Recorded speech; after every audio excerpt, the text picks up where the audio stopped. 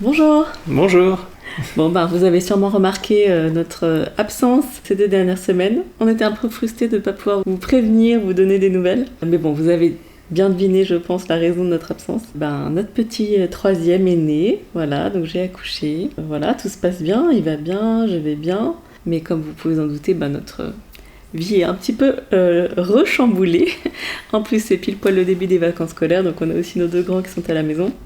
Et on n'a pas vraiment réussi à anticiper, à vous préparer des épisodes d'avance, donc on n'a pas réussi à publier ces 2 dernières semaines. Mais ça nous manquait aussi d'avoir ce temps d'études. Et donc on a décidé de faire un format un peu différent, qui on l'espère vous plaira quand même, c'est-à-dire de vous faire uniquement l'audio, donc un format vrai podcast. Pour nous c'est beaucoup plus simple, parce qu'on n'a pas besoin on n'a pas autant de temps d'installation, voilà, de mettre les lumières, de se maquiller, de se préparer, d'être posé dans notre joli fond, etc. Donc là, pour tout vous dire, on est dans notre salon, dans notre canapé, bébé est tranquillement allongé sur moi, et on peut quand même vous parler des écritures. Donc voilà, ça nous simplifie beaucoup la vie, et ça nous permet de quand même continuer à partager un peu avec vous nos pépites de la semaine. Voilà. Et comme tu dis, on est bien content de reprendre. Alors cette semaine, on va parler d'Alma 30 et 31, et comme tu l'as dit, on va faire des pépites surtout, parce qu'on va faire un format assez court avant que bébé se réveille. Et si on manque un petit peu de punch, c'est parce qu'aussi, bébé est endormi à côté de nous. Donc je pense que psychologiquement, on a du mal à envoyer comme d'habitude. Voilà. Écoutez, cette semaine, j'ai été très touché par le chapitre 30 d'Alma. L'épisode de Corrior est vraiment frappant. D'ailleurs, dans le podcast Follow Him, le docteur Brent Top, il nous parle des tactiques de l'adversaire d'une façon très précise, il les applique à aujourd'hui. Et comment les gens utilisent les mêmes arguments, c'est très très intéressant. Mais j'ai choisi de parler juste d'un verset, le verset 47 d'Alma 30, où Alma dit, après avoir échangé avec Corrior pendant un bon moment en fait, il finit par dire « Il vaut mieux que ton âme soit perdue que de te laisser être le moyen d'amener beaucoup d'âmes à la destruction par tes mensonges et par tes paroles flatteuses. C'est pourquoi si tu nies encore, voici, Dieu te frappera, de sorte que tu deviendras muet, de sorte que tu n'ouvriras plus jamais la bouche, de sorte que tu ne tromperas plus ce peuple. » Et ce passage m'a touché déjà parce qu'on a ici un point de doctrine assez intéressant qui est une redite du tout début du livre de Mormon avec Néphi et l'épisode de Laban. On peut lire dans 1 Néphi 4 au verset 13 « Le Seigneur fait mourir les méchants pour accomplir ses justes desseins. Il vaut mieux qu'un seul homme périsse que de laisser une nation dégénérer et périr dans l'incrédulité. » Et on voit que de temps en temps, c'est donc nécessaire. Ensuite, si on regarde la suite, on voit que Alma est dit « si tu nies encore ». C'est assez incroyable parce que Corrior, il a quand même fait énormément de mal, il a amené beaucoup de gens à commettre le péché, lui-même il a été lié de cordes, alors qu'il est bien dit qu'on ne pouvait rien contre la croyance de quelqu'un, donc on peut penser que lui-même il était quand même coupable de pas mal de choses pour avoir été amené devant le grand juge, et finalement il lui donne une nouvelle chance, encore une chance supplémentaire. On voit un peu la miséricorde de Dieu qui dit « si tu recommences, Dieu te frappera ». Et ici on apprend aussi quelle est sa punition, qu'il devienne muet, qu'il n'ouvrira plus jamais la bouche, et d'ailleurs c'est ce qui se passe, parce qu'on sait qu'une fois que Corrior devient effectivement muet, il plaide, il demande à Alma « s'il te plaît, plaide envers Dieu et fais que je puisse reparler ». Et Alma lui dit « non, parce que si tu le fais, tu vas encore essayer de tromper ce peuple ». Et j'ai toujours trouvé que c'était assez étrange ce passage, comment Alma peut le savoir finalement. Et en fait, on se rend compte que dans le processus du repentir, la plupart des gens ont le choix entre réellement éprouver des remords et donc se repentir, ou présenter des raisons pour lesquelles ils ont fait le mal, donner des excuses en quelque sorte. Et on voit ici que Corrior, il donne des excuses. Le diable m'est apparu, il m'a trompé, c'est pour ça que j'ai fait ceci. Et qui ne montre pas vraiment des remords. Alors que quand on parle de remords, on peut penser à Alma lui-même, en fait, et à l'expérience qu'il a vécue. Et on le verra dans Alma 36 dans quelques semaines. Mais on voit vraiment qu'il était tourmenté pour le mal qu'il avait commis, ce qui n'était pas du tout le cas de Corrior. Et donc on se rend compte vraiment que son jugement était juste. Et dans le podcast de Follow Him, le frère Top, il nous dit que, en fait, par rapport à toutes les atrocités qu'il a pu commettre, le simple fait d'être muet est quand même un châtiment très miséricordieux, et qu'il existe des choses bien plus atroces que de simplement être muet. Et que lui-même en a été témoin, parce que ce frère, il a été 2 fois président de mission, il a été président de Pieux, il a fait énormément de choses pour l'Église et dans l'Église, il a une grande expérience. Et quand il a dit ça, j'ai réalisé et j'ai ressenti que c'est vrai, qu'il y a des tourments bien pires que simplement le mutisme qui lui est tombé dessus. Bon, après, sa fin est pas terrible non plus. Ouais. Là, il devient muet, mais après, il se fait piétiner, donc c'est quand même pire que d'être muet.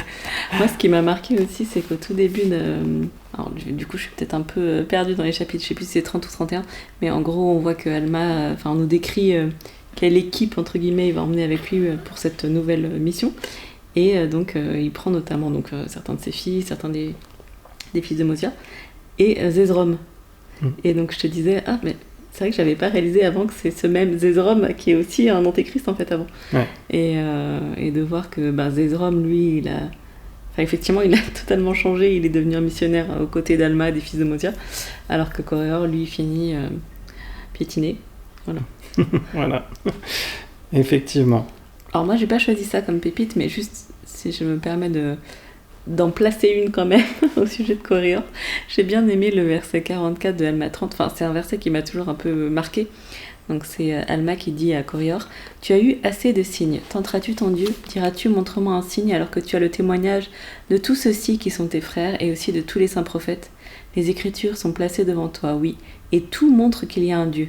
Oui, la terre et tout ce qui se trouve sur sa surface, oui, et son mouvement, oui, et aussi toutes les planètes qui se meuvent dans leur ordre régulier témoignent qu'il y a un Créateur suprême. » Et donc j'ai toujours trouvé ça intéressant, ce verset, parce que en gros je me suis dit, bon, c'est bien comme argument, mais c'est pas un argument qui va convaincre un non-croyant finalement. Donc si t'y crois pas quoi. Et à l'inverse, si t'as déjà la foi qu'il y a effectivement un Dieu, qui est le Créateur suprême, toutes ces choses sont pour toi des témoignages supplémentaires. Pareil, quelqu'un qui ne croit pas, en fait les témoignages des prophètes et de ses frères, finalement ça n'a pas tellement d'impact sur lui. Et je voulais juste quand même mentionner ce verset, parce qu'en fait on se rend compte que finalement, même si après dans les versets de la semaine prochaine on va apprendre beaucoup de choses sur la foi, en fin de compte la foi ça reste quand même un choix. Je sais plus, mais je sais que pareil, il y a des dirigeants qui en ont parlé récemment, ou j'en ai aussi entendu parler peut-être dans d'autres podcasts, etc. Notamment un podcast que j'aime beaucoup aussi qui s'appelle Comeback Podcast, et en fait c'est que des personnes qui ont quitté l'église et qui sont revenues, qui sont interviewées par la personne qui fait ce podcast. Et c'est vraiment hyper intéressant. Et il y en a plusieurs qui reviennent souvent à cette vérité-là, que la foi, c'est un choix. Et que tout ce qu'ils ont pu lire, des ressources dans lesquelles ils se sont égarés, qui étaient contre l'Église, etc. Finalement, toutes leurs recherches qu'ils ont pu faire, il n'y a rien qui peut faire pencher la balance d'un côté ou de l'autre. Donc finalement, si on veut continuer d'avoir un témoignage, c'est un choix à faire. Alors si vous entendez des petits cris derrière, c'est notre voisin qui est dans le hall d'entrée. Juste au cas où. Sinon, non mais je trouve que ce verset aussi, j'ai hésité à le prendre comme pépite, mais que tout montre qu'il y a un Dieu, la terre, sa surface, son mouvement, les planètes. Et en fait, c'est vrai, je lisais le dernier livre du président Nelson, Heart of the Matter, et il parle du corps humain, et à quel point le corps humain est un témoignage miraculeux de l'existence d'un Dieu qui a créé un métabolisme parfait, en fait. Et moi, je m'en rends compte même avec ton accouchement, même avec tout. En fait, tout, on voit que le corps, il fonctionne d'une façon miraculeuse et parfaite, que tout est pourvu, tout est prévu, et il se soigne. On a des yeux qui font un focus incroyable, bien meilleur que tous les appareils photo peuvent le faire. Enfin, tout montre qu'il y a un Dieu, et si on regarde les plantes, la nature, la planète, vraiment c'est incroyable. Mais comme tu le dis, c'est un choix de le croire ou non. On peut croire que c'est le hasard, que c'est quelque sorte de hasard, comme ça. Moi j'avais bien aimé une fois, je sais pas si c'est dans un vieux film du séminaire ou quelque chose comme ça, mais c'était un peu visé sur la théorie du Big Bang, auquel on ne croit pas. Et on voyait quelqu'un qui mettait dans un saladier tout plein de lettres, comme des lettres de Scrabble, et qui secouait très fort, et ensuite ça donnait une encyclopédie. Et c'était un petit peu le même principe. Effectivement, comme dit, nous qui avons la foi, on voit vraiment une intentionnalité, et qu'il y a vraiment un ingénieur parfait derrière toute cette création qui est incroyable. Et d'autres, à l'inverse, pensent que c'est le résultat d'autres choses, et de longues années d'évolution, etc. Et du hasard qui aurait fait ça, mais pour nous, ça paraît impensable de croire ça. Non, c'est clair. Non, il y avait un autre petit truc que j'ai trouvé très intéressant dans l'étude de cette semaine. Dans le manuel Viens et suis-moi, il y a un point, évidemment sur Corps et Or, qui s'intitule « L'adversaire essaie de me tromper avec ses enseignements erronés ». Et tout à la fin de ce sujet d'étude dans le manuel, on nous dit voir également la rubrique Sujets et questions, rechercher la vérité et éviter la tromperie. Et du coup, j'ai cliqué sur ce lien, et en fait, on tombe sur le titre de l'article sur lequel on tombe ne s'appelle pas Rechercher la vérité et éviter la tromperie, mais s'intitule Trouver des réponses à ces questions. Ça, c'est bébé. Et du coup, je me suis un petit peu baladée dans cette section. Il y a des choses vraiment très intéressantes. Bon, comme toujours sur le site de l'église, il regorge de choses. Il faudrait une vie entière pour réussir à tout lire. Mais en tous les cas, pour toutes les personnes qui sont des dirigeants ou des parents, je trouve que c'est un thème hyper intéressant. Je vais juste vous lire 2 petits passages, notamment celui qui est dans l'introduction. C'est une citation de Hélder Uchtdorf. Dieter F. Uchtdorf a fait remarquer que certaines personnes peuvent se sentir mal à l'aise ou indignes parce qu'elles se posent des questions sérieuses concernant l'évangile, mais elles n'ont pas à se sentir de la sorte. Il a enseigné « Poser des questions n'est pas un signe de faiblesse, c'est un préalable à la progression ». Les articles de cette documentation suggèrent plusieurs choses qui peuvent vous aider à trouver la paix en cherchant les réponses à vos questions. Pour ceux qui sont dans ces cas-là, je vous encourage vivement à aller faire un tour. Et il y a l'une des sections qui s'intitule « Aider d'autres personnes à trouver des réponses à leurs questions ». Et j'ai trouvé ce passage particulièrement intéressant. Donc pareil, je vous lis un autre petit passage. « Quand un autre saint des derniers jours s'adresse à vous avec des questions ou des préoccupations concernant sa foi, considérez cela comme un privilège sacré. Vous aurez l'occasion d'approfondir votre relation avec lui et de l'aider. Vous n'avez pas besoin d'avoir la réponse à toutes ces questions. Il suffit d'avoir la volonté d'aimer, d'écouter et de soutenir. » Bon, et après, il y a plein d'autres choses. Et ça m'a fait penser en fait à une expérience que j'ai vécue il y a quelques temps. Donc j'étais dans la présidence des jeunes filles de Pieux. Et en fait, je faisais une visite dans une paroisse. Et j'ai eu un entretien avec la présidente des jeunes filles de cette paroisse. En fait, je connaissais bien l'une de ces filles parce qu'elle avait été aux jeunes filles quelques années auparavant. Et je suis restée longtemps à la présidence des jeunes filles de Pieux, donc j'avais eu sa fille. Et bref, on a parlé de la paroisse, etc. Et à un moment, je lui ai demandé comment va ta fille ? Et donc là, j'ai vu qu'elle avait l'air particulièrement... d'un coup, elle a eu l'air vraiment préoccupée, bouleversée vraiment. Et en fait, elle m'a confié que sa fille se posait des questions, notamment sur les sujets féminisme, LGBT, etc. Et en fait, elle était vraiment... on va dire un peu en panique. Et ils en parlent aussi dans la section, mais je ne vous ai pas tout lu. Et en fait, la première chose que j'ai faite, c'est que je lui ai un peu dédramatisé les choses. En disant, attends, ta fille, elle a des questions, et elle est venue vers toi avec ces questions, donc elle a suffisamment confiance en toi. Et donc c'est une bonne chose, c'est-à-dire que votre relation est bonne. Et voilà, elle t'a pas dit qu'elle voulait quitter l'église, etc. Elle a juste des questions. Et donc c'est vrai que pour elle, question était égale tout de suite à elle va quitter l'église et elle a plus la foi, etc. Et donc elle était totalement en panique. Alors bon, moi j'avais un peu plus de recul parce que c'était pas ma fille, mais en tous les cas, juste mon attitude l'a vraiment aidée à se sentir mieux. Aussi, son premier réflexe, c'était de me dire... du coup, il faut absolument que je trouve des réponses à cette question, il faut que j'aille lire beaucoup de choses pour pouvoir lui répondre. Et pareil, je lui ai dit que c'était peut-être pas forcément la manière de faire les choses, de lui apporter des réponses à ses questions, mais plutôt de la guider pour qu'elle puisse elle-même trouver des réponses à ses questions, tout en gardant la foi. Et donc à l'époque, si j'avais connu cette documentation sur le site de l'église, j'aurais pu l'orienter vers ça. Mais en tous les cas, ça l'avait vraiment aidée sur le coup. Et quelques temps plus tard, on s'est revus et elle m'a dit à quel point ça l'avait vraiment, vraiment beaucoup aidée. Et il n'y a pas longtemps, j'ai vu sur Facebook que sa fille est sur le point de partir en mission. Donc c'était une belle expérience dans le sens où, avoir des questions. Il y a peut-être une mauvaise tradition qui s'est instaurée qu'avoir des questions égale doute, égale la personne veut tout laisser tomber. Alors qu'on peut légitimement avoir des questions tout en ayant la foi, en choisissant la foi et en voulant vraiment obtenir davantage de connaissances. Donc cette section du site de l'église est vraiment hyper intéressante. Il y a plein d'autres trucs que je pourrais vous partager, mais on sait que dans les dernières années, il y a eu beaucoup de gens qui ont eu des questions, notamment par rapport à l'histoire de l'église et aussi à ces sujets LGBT, etc. Et donc il y a des idées, des pistes de réflexion pour aider ces personnes. Donc je vous encourage à y aller si vous êtes concerné d'une manière ou d'une autre. C'est vraiment fort. Je pensais, pendant que tu parlais, à cette écriture qui dit que le témoignage vient après l'épreuve de la foi. Et en fait, c'est exactement ça. Ces questions, c'est l'épreuve de la foi. Donc, se poser des questions n'est pas une mauvaise chose. On en a besoin. Et en fait, en ressortant de cette réflexion, notre foi pourra être plus grande finalement. Complètement. C'est ce que dit en tout cas Elder Uzdorf. Ouais. Donc, c'est un préalable à la progression. Il y avait un autre verset que tu voulais partager, un peu comme une pépite, non ? Tout à fait. Bon, il y avait vraiment beaucoup trop de versets que j'avais envie de partager dans Alma 30 et 31. Mais du coup, j'en ai choisi un dans Alma 31. Et donc, c'est Alma 31, verset 23. Donc, c'est Alma et donc c'est son équipe de missionnaires qui découvrent donc les Zoramites, qui ont une manière très particulière de faire leur culte, comme ils les décrivent. Et au verset 23, on lit « Alors, lorsque le peuple tout entier avait présenté de cette manière ses remerciements, c'est-à-dire sa prière en haut du Raméhampton, où ils répétaient tous les mêmes paroles, pleines d'orgueil et d'arrogance.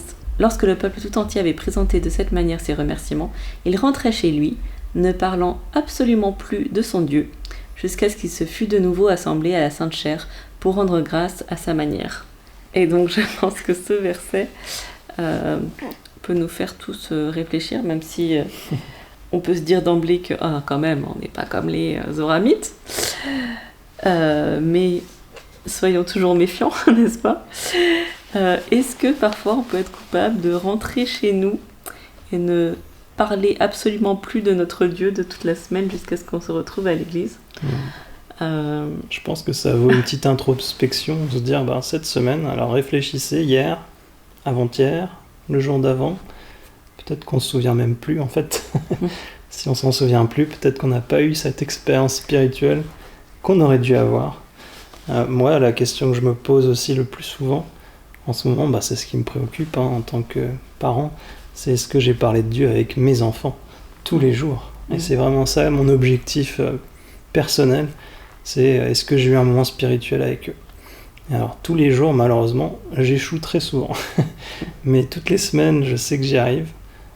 Parfois assez régulièrement, donc je suis quand même assez satisfait de mes efforts, mais je dois dire que c'est ma plus grande préoccupation. Donc c'est pas juste d'en parler, c'est aussi d'en parler avec qui et dans quel but, je pense. Complètement. Oui, je rejoins tout à fait ce que tu as dit. Je pense que une fois de plus, oui, notre préoccupation majeure, première en tout cas dans notre période de vie, c'est vraiment en tant que parent. On a notre fille qui va bientôt se faire baptiser la semaine prochaine en fait. Et donc oui, c'est quelque chose de très important. Pas qu'ils aient l'impression que... Enfin, mon objectif, c'est vraiment qu'à la primaire, ils apprennent rien. C'est-à-dire que rien ne soit un scoop. C'est pas mal, ça. Voilà. Qu'en réalité, ce soit toujours des choses qu'ils ont déjà vues à la maison et qu'ils connaissent déjà. Qu'ils aient les réponses à tout. Ouais, en fait, c'est ce que les prophètes nous demandent depuis un petit moment, d'avoir l'évangile... appliqué au foyer et puis soutenu par l'Église. Donc finalement, l'Église nous aide dans nos petites lacunes peut-être, mais c'est aussi un rendez-vous. Et puis c'est aussi la Sainte Seine, les ordonnances, les clés. Et la communauté, enfin, je veux dire, communauté, bien sûr. Le soutien des autres, voir qu'on n'est pas seul là-dedans, mais je veux dire en termes de pratique et d'enseignement. De doctrine, voilà.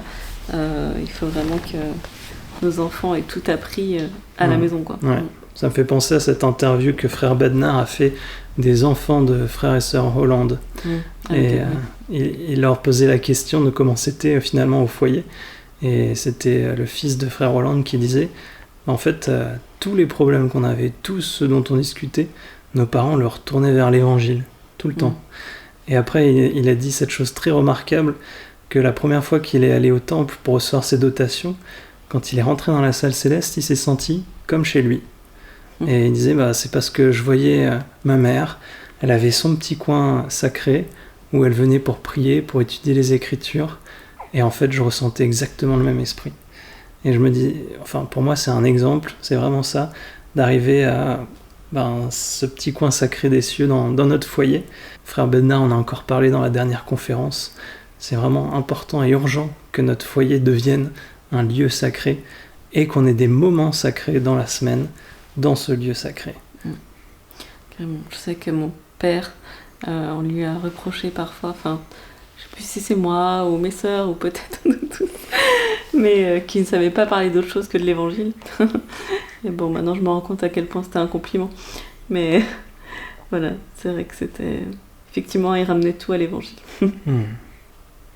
Bah, c'est tout pour cette fois. On espère que ça a pu vous inspirer, que vous avez ressenti l'esprit. Alors on espère que vous avez pu apprécier ce petit moment avec nous et que ce nouveau format sans vidéo ne vous dérange pas trop.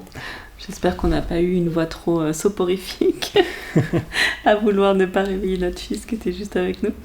Et voilà, que vous aurez pu ressentir l'esprit comme nous. Mais en tout cas, ça m'a fait du bien, du coup, de refaire ce petit temps d'échange en couple sur les Écritures. Ouais, moi aussi. Et du coup, on va continuer comme ça pour les semaines et peut-être quelques mois à venir, le temps d'avoir un équilibre un peu différent. Et maintenant que bébé dort, ça va être l'heure d'aller au lit pour nous. Alors bonne soirée, bonne journée, bonne nuit. En tout cas, on vous invite surtout à approfondir votre étude, parce que ce qu'on dit, c'est que notre avis, notre opinion, notre témoignage, mais le plus important, c'est le vôtre. Alors étudiez bien et à très bientôt. Au revoir.